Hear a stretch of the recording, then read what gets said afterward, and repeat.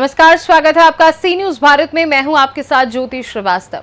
खबर दिल्ली से है, जहां दिल्ली भाजपा प्रवक्ता प्रवीण शंकर कपूर ने कहा है कि अरविंद केजरीवाल द्वारा दिल्ली नगर निगम स्थायी समिति की एक सीट के चुनाव का बॉयकॉट दर्शाता है कि केजरीवाल को अपने निगम पार्षदों पर विश्वास नहीं है। आइए सुनाते हैं उन्होंने क्या कहा।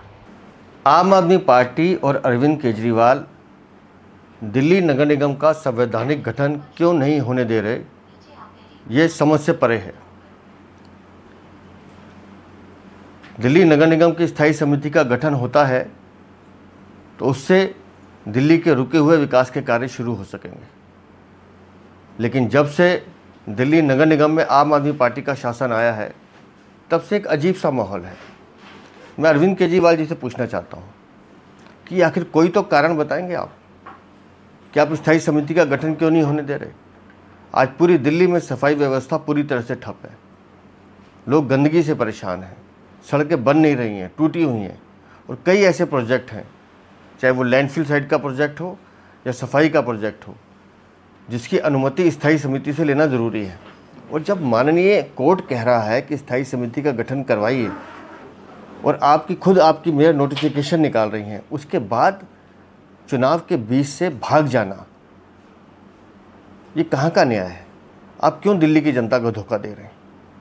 आप क्यों टकराव की राजनीति में विश्वास करते हैं?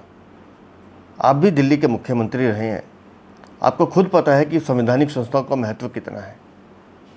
लेकिन इस तरह से चुनाव छोड़ के भागना और बार बार ये कहना कि हमें अपनी शर्तों पे चुनाव होना है, चुनाव ऐसे नहीं होते हैं।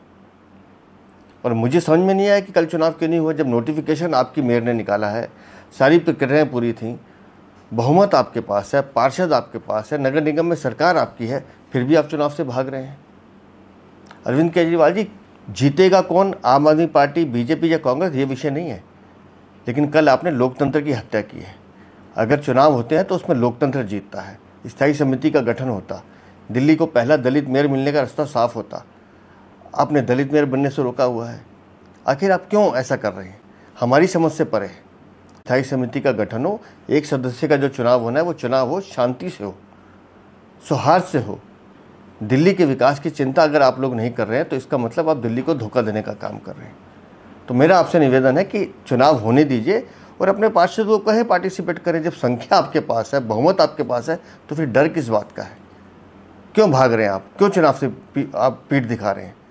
आप लोगों ने खुद नोटिफिकेशन करके चुनाव की घोषणा की है, लेकिन आपकी हठधर्मी के कारण अगर चुनाव नहीं होते हैं तो निस्संदेह ये दिल्ली के विकास के लिए बहुत बुरा होगा। दिल्ली से सी न्यूज संवाददाता दीपक सिंह की रिपोर्ट।